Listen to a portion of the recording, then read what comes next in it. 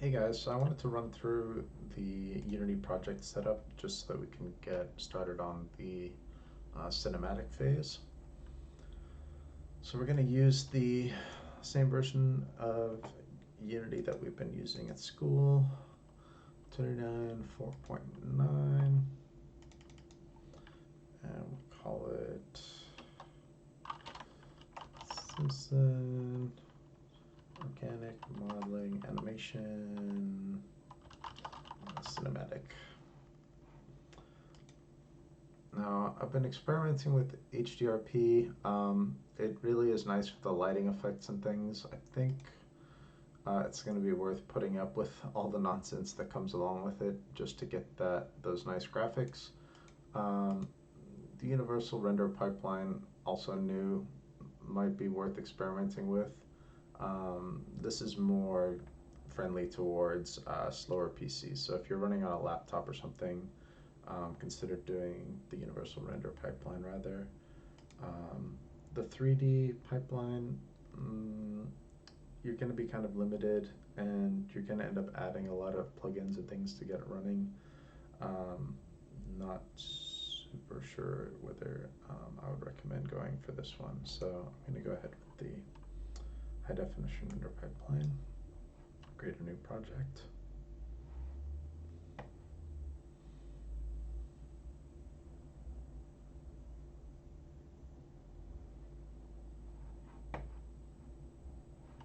I've also got my storyboard down here in PureRef. Basically, I'm going to have my Viking character on his own longship or boat. Again, Valheim, I guess. So he'll sail in on his boat, he'll sail past the camera, and then we get a nice wide shot of like a battle taking place between a giant sea serpent creature, Godzilla style, versus like a fleet of these boats. So I still need to model out this boat. Um, so Godzilla monster sprays fire at the boats, and then the hero rolls in, jumps up from his boat, and attacks the monster. He uses his momentum to reach the monster's face, and then like uses the monster's face to get some more momentum, and he actually flies up to this comet, which is flying over the battle. I think I have it in my original wide shot. So I'm going to have the comet in the wide shot there, just as a cool factor. It's actually going to do maybe, what have we got here? Okay, so he jumps up to the comet. We switch to a perspective behind the comet. My guy comes up, and then get a nice close-up of him in an anticipation pose as he's like about to thrust, and he like thrusts the axe into the comet to absorb its mighty power, and then with the imbued magic on his axe, he turns around and faces the sea monster, and then he comes down and we do like a nice centered anime chop. Where did I see a nice one of those recently? And maybe I might have him split the demon or the monster in half, or I might just cut to black after the split, so I don't have to worry about him landing in the water or anything like that. So some of my challenges are going to be getting a nice ocean, right? It's going to be a worry. I need to model the sea serpent. I need to model a long ship, and obviously I need to finish my character with his armor and everything. The good thing about storyboarding your scene, right, is that you can see very clearly everything that you're going to need right off the bat before you even get started, right? And since I don't have all of these pieces, right, I'm just going to use stand-in objects and have kind of white box my scene just using stand-in objects. And then as I figure out the timing and I've placed all my cameras right, it's going to be a lot easier to just kind of slot in the new stuff as I have it ready. It's way harder to get it all working at the final level, right, that you're going to be working at, where you're going to struggle to work with all of your finalized assets, right? If you try to get them all in at once, you might run into problems. This way, I can kind of see what's coming and maybe avoid some problems. You know, maybe if I'm like, well, you know, I'm never gonna see the character's shoes up close, so that way I know that, like, hey, I can maybe just kind of take a take a fast shortcut on texturing his boots, right? Like, not a big deal if there's not a lot of detail there. But then I can see also that I have a close up of his helmet, right? And I have a close up of the sea monster, which means that I'm going to have to spend some more time uh, texturing those, right? I also need to make sure that the long ship looks okay from like a medium shot, right? As well as from a wide angle. And the other kind of effects that I need to worry about are a lightning strike, right? Just to light up the scene, as well as like the comet effect. So this shot in particular is gonna be a challenge, right? Because I need to get the ocean looking nice, and I need to have it lit. I want it to be like stormy night, you know, like a big battle scene. Um, so doing all that with minimal assets, right? That's gonna be one of my challenges. But having this, you know, in my storyboard already, I can anticipate those challenges, right? It's all about anticipating it and breaking it down to a smaller problem um, than it needs to be. You know, I guess I might need to think about rain. So, got some challenges. So there's my ocean, right? Things I'm gonna need in my scene. I need to get Cinemachine set up. First off, I like to get rid of sample scene and just start working in my own scene. Doesn't matter what you call the scene, but it's just bad juju to work inside sample scene. So let's see if we could remember how to get her all set up. First off, let's check out our package manager and see if we can grab Cinemachine.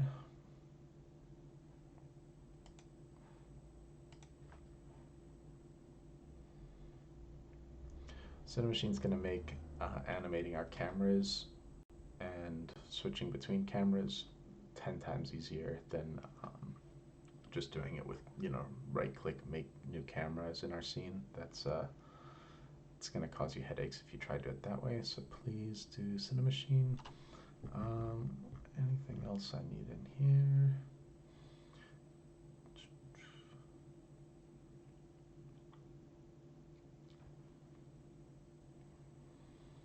I get the feeling that this audio is going to interfere, so let me make sure that I'm not going to get copyright strikes for audio.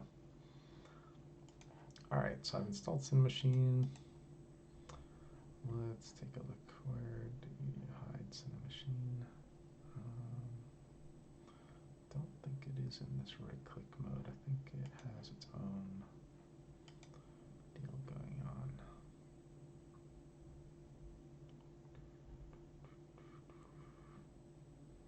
Sequencing timeline.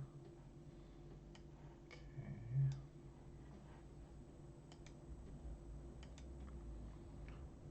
Animation.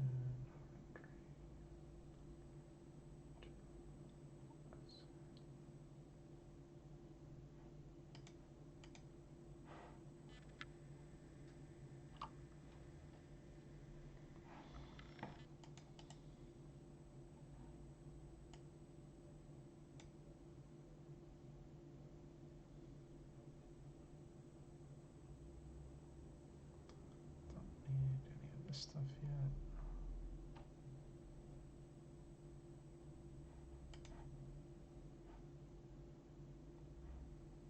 Let's just jump in here to refresh my memory. It's been a little while.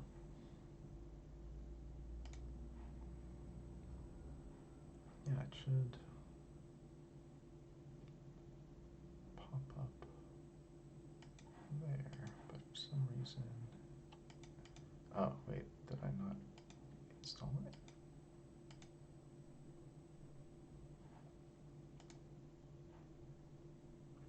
Might need to restart Unity to get the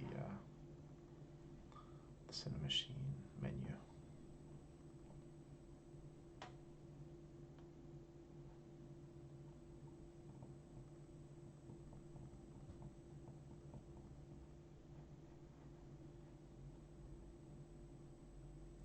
Yeah, let's go ahead and do that.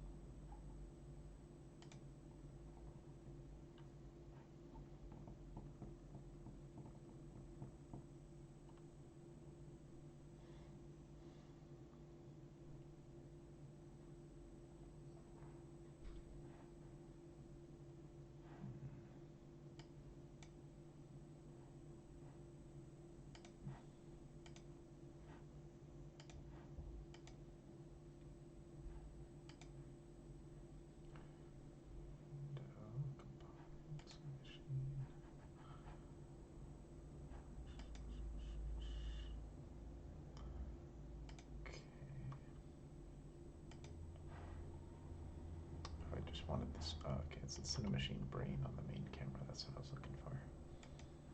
So then this little icon pops up. It should have a Cinemachine menu here, though.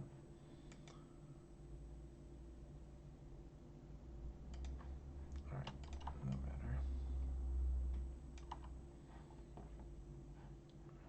Let's get some stand-in objects. Have my guy be a capsule. Oh, this ocean is going to have to be ginormous. Maybe I should have made it terrain rather than a plane.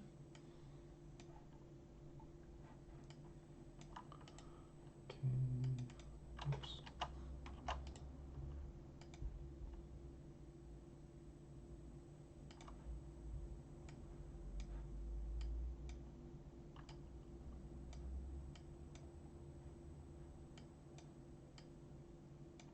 So this will be his longboat. He's going to be at the front of it.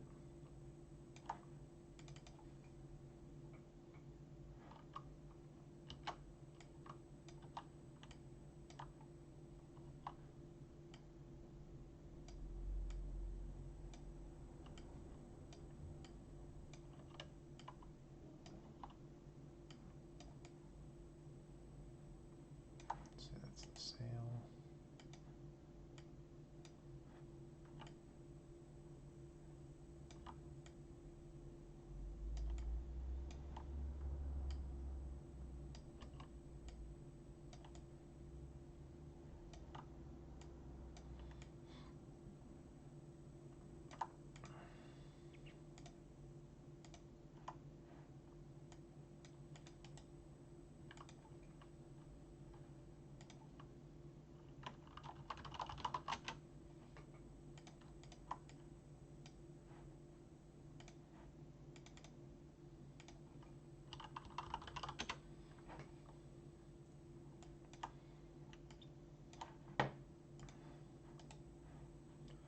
Get some materials going just so we can see things.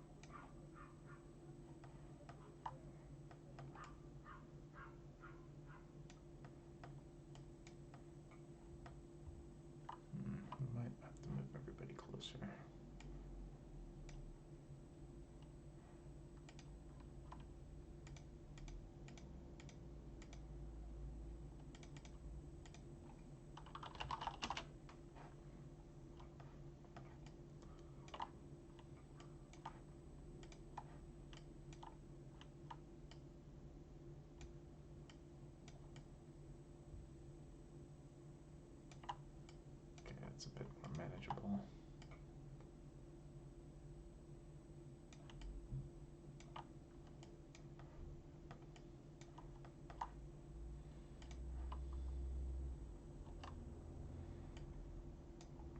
Alright, so first shot is of the longboat.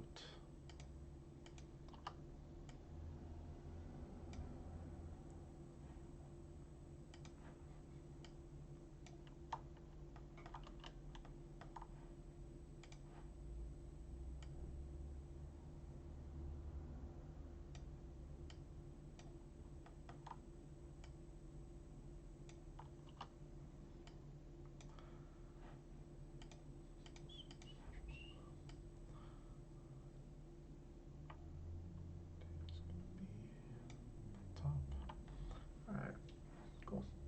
So again, the reason why I like working from storyboard is you don't have to think as much during the process. You know, if you're constantly having to make decisions while you're implementing something, it slows you down. It makes it more stressful, and it can be a bit of a pain. New timeline. So create a director component and a timeline asset.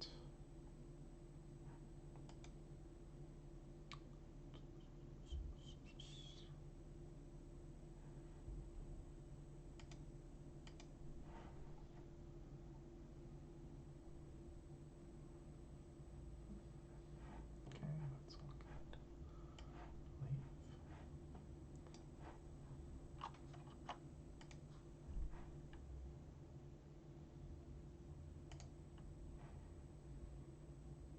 Okay.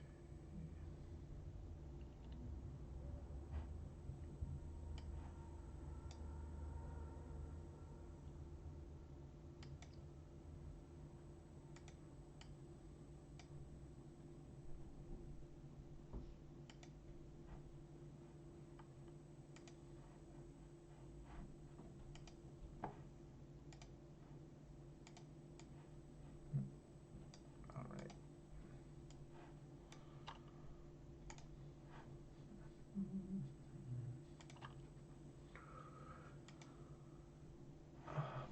Is it this guy?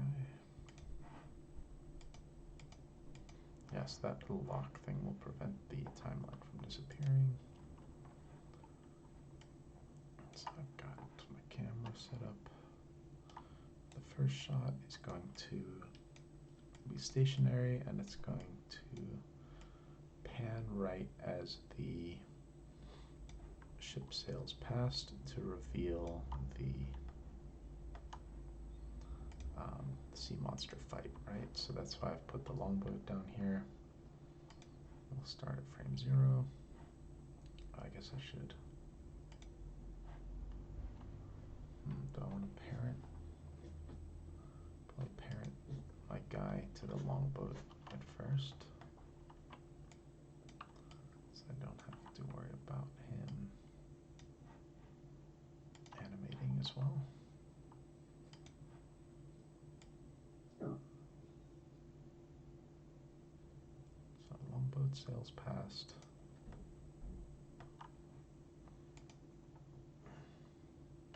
Oops, I forgot to move my playhead. So this is set to frames. I might want to set it to seconds just to make it a little more clear in my brain. So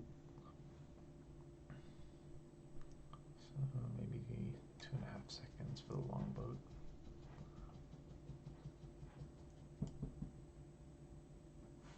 Sail by. I suppose I should have them going in the direction of the battle, so it might still need to move the battle over.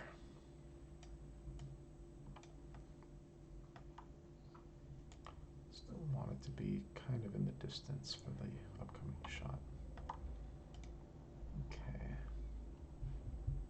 So I've got some animation on my long boat.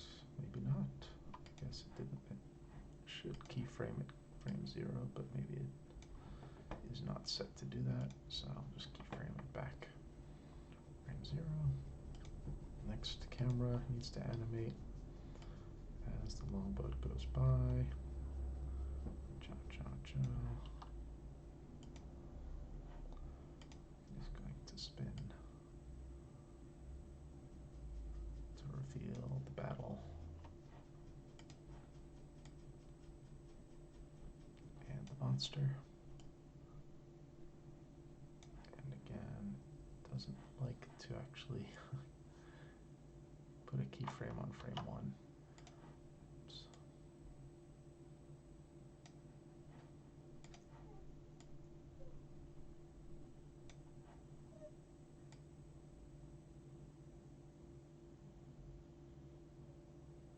So there's my first shot.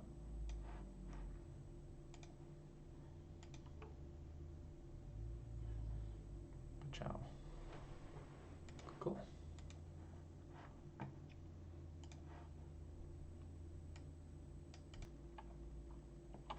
Alrighty. So, first shot in here.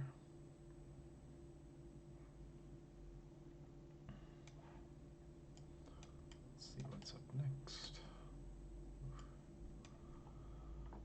Okay, then I've got the wide shot. It's pretty close to what I'm aiming for. I might have a bit of a zoom in here, right? So as he gets close here, I can also set the V-cam to record keyframes. I've got it selected up here, and I've got my lens settings right here, right? So if I start at the default 18 focal,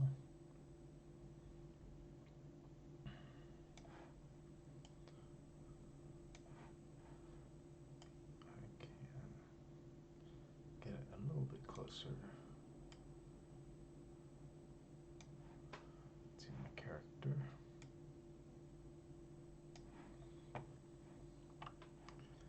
And possibly get the low shot just to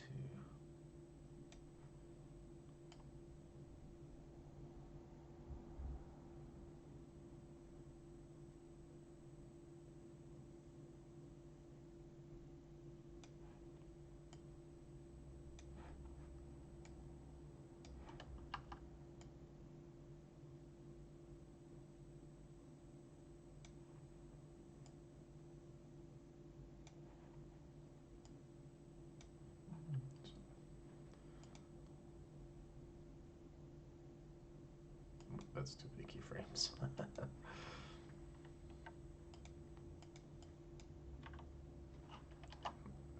is not how you delete the keyframes, apparently. Let's see here. If I go.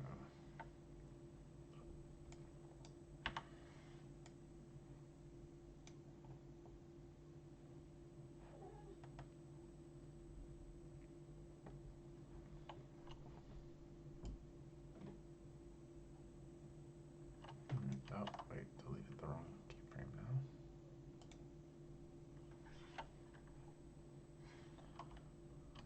Maybe I just need to go back. Let's see.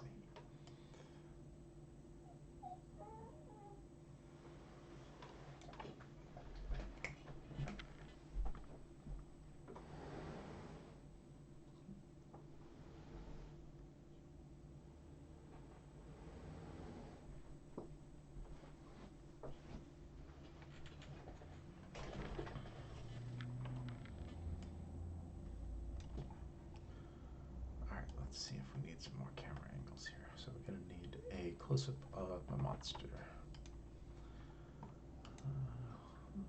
Cinemachine, virtual camera. It is going to create it where the viewport is looking. Actually, that's a handy trick. So maybe I need to center the viewport. Looks like I've got a side shot of him breathing fire. So about there.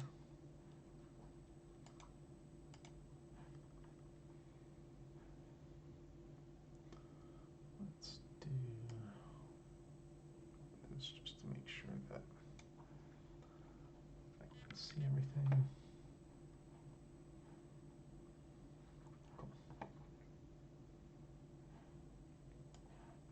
this onto the timeline.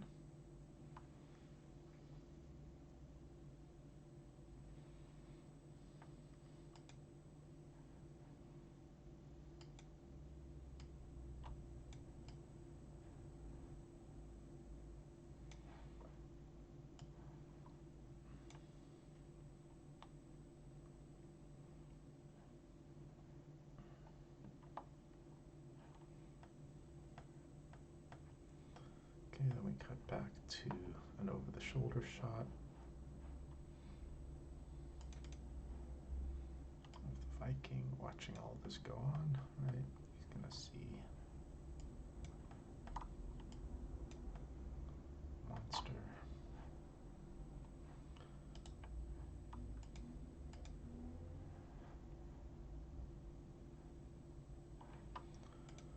For a shot like this, I want to zoom in.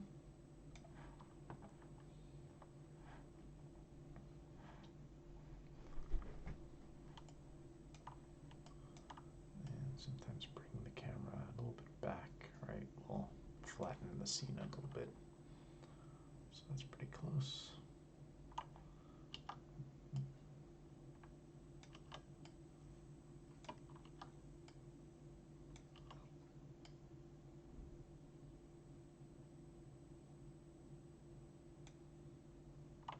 Also want to use my visual language, right? Like large obstacle, small hero kind of thing, to make sure the viewer can understand, you know, the size as well. Having the long ship here, as with a lot of things when it comes to scale, right? It helps to have a recognizable object or an object that you've already shown the scale difference between that and a human or that and your main character. And then having these next to the monster, right, shows us, okay, that monster is actually ginormous. Okay, so from here, main character is gonna look around. Then we get another shot of him jumping. So it's actually gonna cut to show the jump. The only thing is that I want the longboat to continue moving, right, like towards the monster. So maybe for the next 4 seconds, let's push the longboat a little bit closer in there.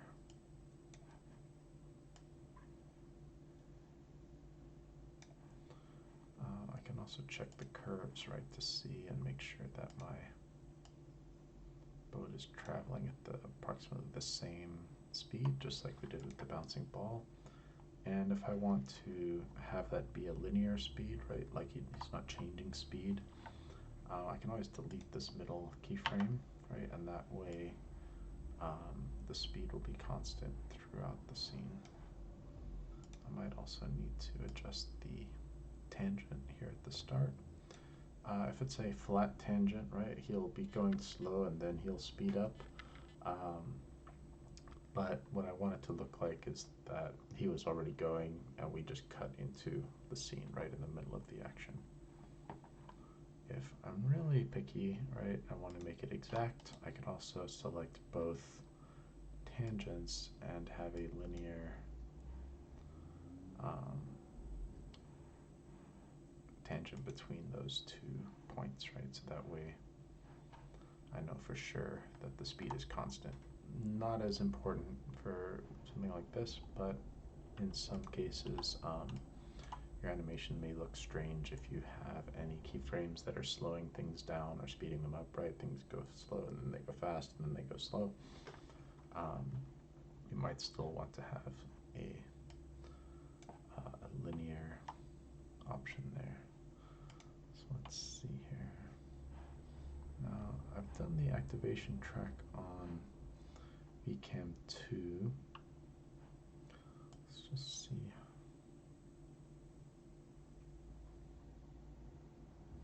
So right now VCam 3 is trying to compete for attention, so let's just add an activation track there and move it to the end.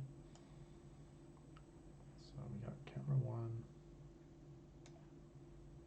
which is active. We'll just give it an activation track as well.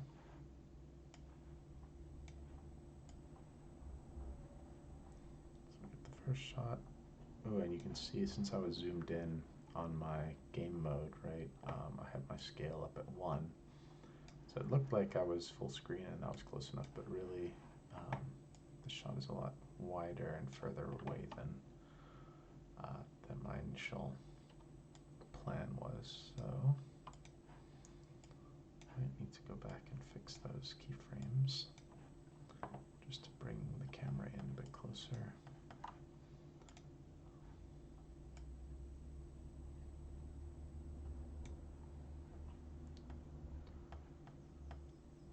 And try to keep in line with my original framing.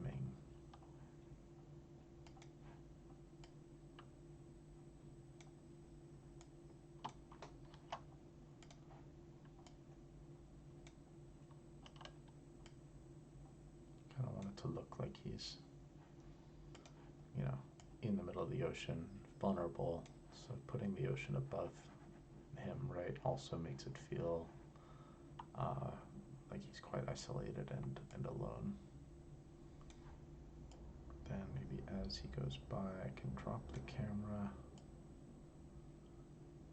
to here, catch the ship passing.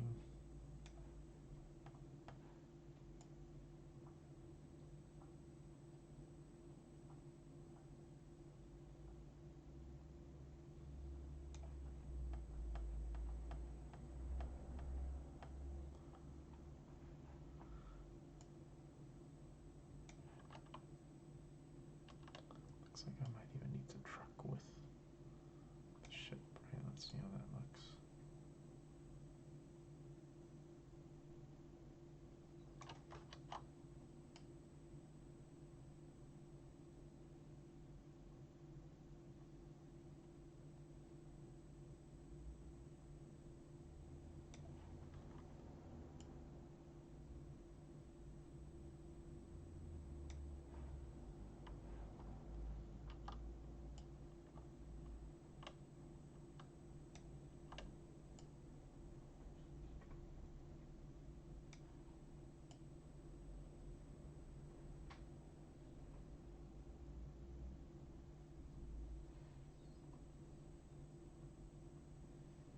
Okay, we reveal the shot.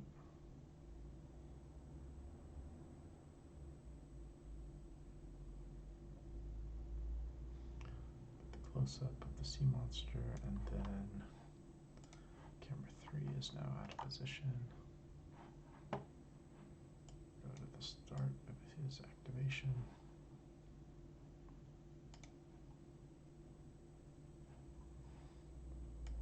Tell him that we want to animate him.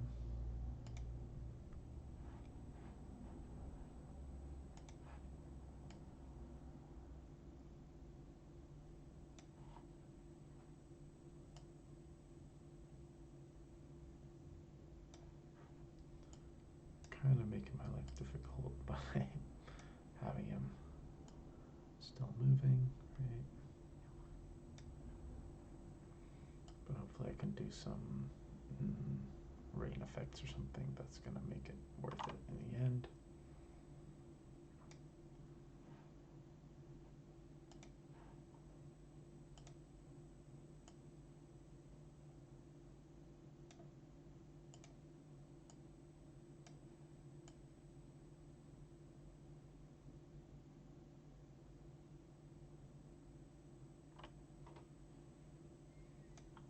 Got a bit of wobble here caused by the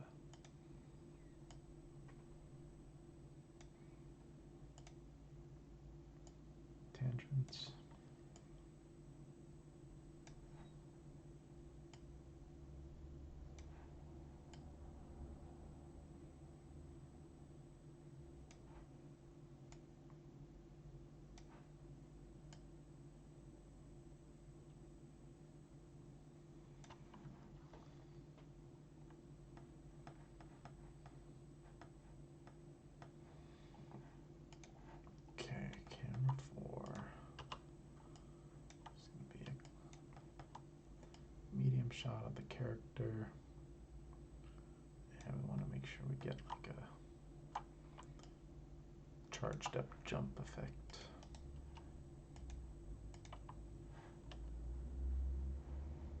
So for this positioning,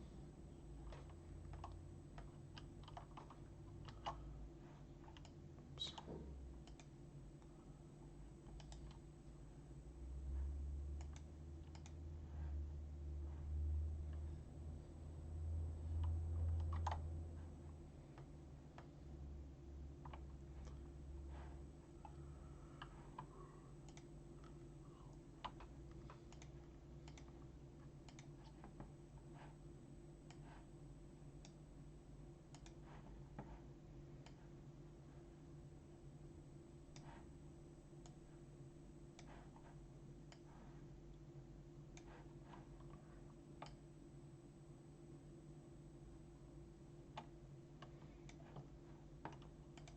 Since there's a jump cut there, I want to make sure that his position relative in the frame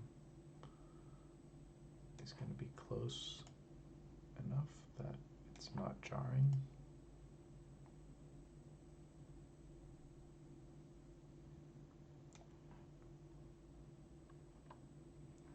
I can also, I believe, overlap these, but not the activation track. I need to have the actual animator track. Oh, did I make a new activation track? Oops.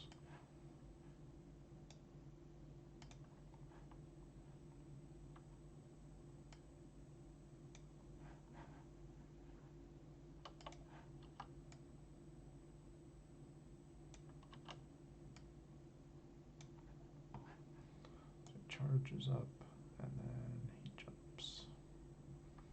It's about half a second. Charge up. And then big jump.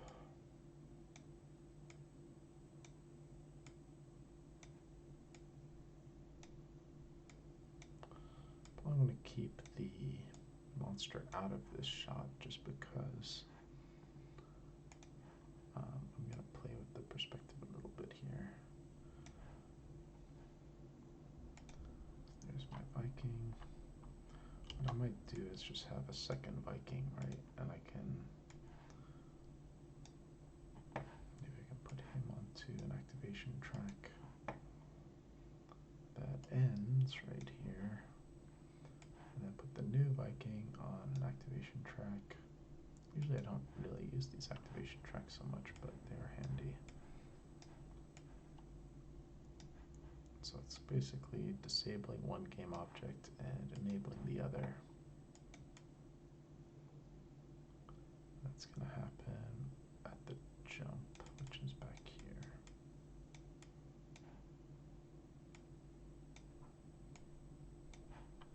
Right now they're in the same spot, so it doesn't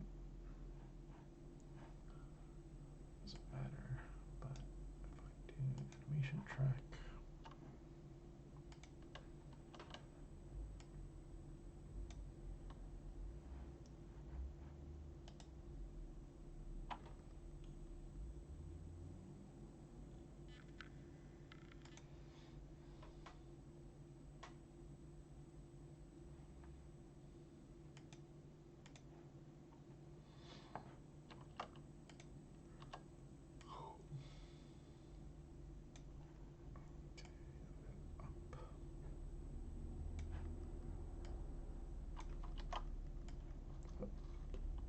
and he's also going to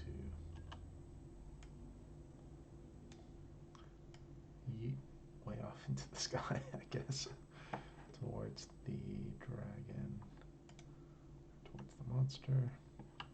Maybe I do want to have the monster in the shot then, just so I can have him do his dancey dance.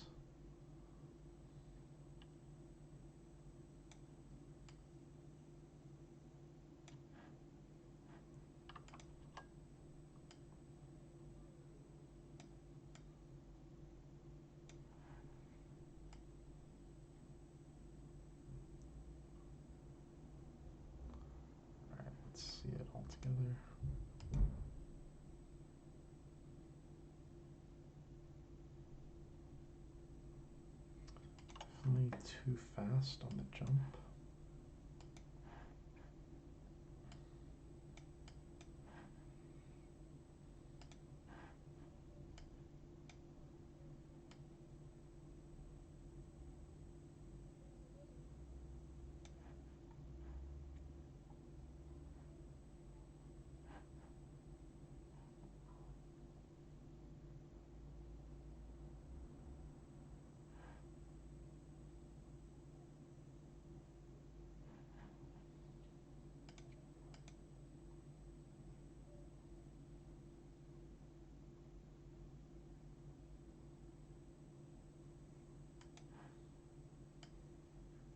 Mhm.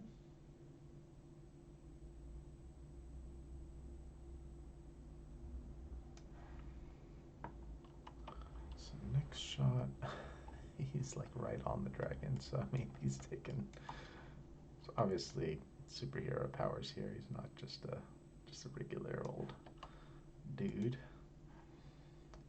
So I don't know if I want to necessarily have him do the full distance, right? Like it's more important to have the shot look good than it is to necessarily have everything in the scene always exactly where it is. Like there might be a gap right here that he's gonna jump from here to about here so that I can get this next shot of the monster looking at his incoming foe. And then we got some close-ups of the monster head, so we might need a little bit more detail just in my stand-in so I can tell which way the cylinder is facing. But again, this scene is really important to set up early. You want to make sure that you get the timing right, and also make sure that you hit like the 30-second mark, right, which is our goal. As long as we're hitting 20 to 30 seconds, that's all right. 30 seconds of animation is tough, so look for opportunities to use camera cuts, right, rather than trying to animate your character on screen for every moment of that 30 seconds, because that is going to be a big challenge, right? Even for experienced animators, 30 seconds takes a few people generally. 5 or 10 seconds, not so bad. As a solo animator, looping animations, not so bad. But a straightforward animation for 30 seconds, that's like months of work, right? So I'm trying to save you guys some pain here. Hopefully that helps though. Please start this scene out again. It does show you the way, right? It's gonna help you visualize your stuff in 3D and really see, especially if you haven't textured your character, haven't finished your character yet, like you're gonna see what you really need and what you can kind of get away with, right? If you're gonna have close-ups right on the character face, if you're gonna have close-ups of your obstacle, your monster, if it's a monster like I'm doing, then yeah, you're gonna have to remember to spend a little bit more time modeling those things, right? If it's only on screen for a few seconds, right, say like my longboat, might go to the trouble of like simulating the sails, right, and doing some wind animation. But that stuff, is kind of a nice thing to have, an extra to have at the end. That kind of polish can wait, right? I can always just use a stiff stand-in model and just do a very simple boat. Looking at it, I don't even need to worry about the mast necessarily as part of the model. I can have that as a stand-in, even if I just get the hull of the boat right done first. That'll give me an idea of like how much more detail I need to add. Um, Other stuff to keep in mind, right, is that I do want you guys to model things out in Maya or Blender or something if you're using Blender for yourselves, but take ownership of all the things in your scene. I don't want to see this like smorgasbord of asset store garbage, right? Whatever free garbage people were giving out. I know it's out there. It's nice. sometimes, but I'd rather see not such a great, scene, but that was completely made by one person, right? That gives it a nice style and a uniform kind of look to it. And somebody looking at it will notice that and appreciate it, right? Rather than seeing, oh, I've seen that thing on the asset store before, and then they have to guess, right, how much work you really put into it, how much stuff is yours, how much stuff um, is going to be from outside sources. Um, Same with with the Mixamo stuff, right? We are definitely working more as designers than animators when we are pulling in animation from Mixamo. But if you need specific things, right, for your character, specific motions, um, hopefully, animating those in Maya is going to be your first step. Potentially, you could even create animations in Unity using the animation timeline, right? Um, and then you can just export those and re-import them kind of as FBX and put those on the timeline, or just animate directly on the timeline, even especially for something like, say if I'm gonna have this character turning around, right, and I just have their head turning, um, sometimes you can get away with just like spinning the whole body around and keeping the body out of the shot, right? So you just see the head. Um, Other times you're not going to get so lucky, and there's going to be like shadows in your shot or something, so you won't be able to do that, right? You'll have to go back and import a custom animation. Other things I'll cover before the end are, I still need to model out my armor. I'll go through texturing, unwrapping, and then texturing again. I can use Substance for my textures. Um, Putting all that stuff back into Unity, right? Linking up your textures and things is sometimes a bit of a pain. As far as creating materials, remember that the HDRP materials have different inputs, right, than you might be used to.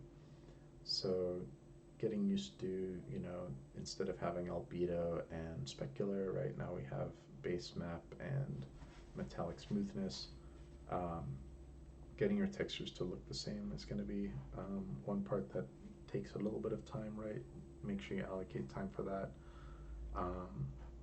Other things we're going to be doing are rendering this out, right? So we'll use the Unity recorder to capture our animation, right? The nice thing about the recorder is that it will spit out each individual frames, right? It'll take its time to render the frame, so you're not stuck with this thing like I saw some of the videos from last semester, right, where you're just hitting play mode and you're hoping that your screen capture can keep up with it. It doesn't keep up, right? Everything looks like flashcards, for frames a second or less. So this way, even if you're getting 1 frame per second, Unity will still take the time to animate all 30 of those frames, right, and then output those as images, or just put it directly into a video file. So be sure to bring in the video or the Unity recorder for the final output. I don't like to clog up my project too much at the early stages, so I'm going to leave that till later. Let's see, what else did I want to talk to you guys about? Oh, and then for creating custom animations on your Mixamo rig, there is a small plugin in Maya from Mixamo that I'll have to show you guys how to install, so I'll create a little tutorial for that. But hopefully this gives you an idea of, how simple it is to get set up for an animatic. Get the timing figured out first, right? And then work on polishing your assets and getting all the prettiness in there later, yeah? So good luck, guys. Be sure to contact me if you have any issues.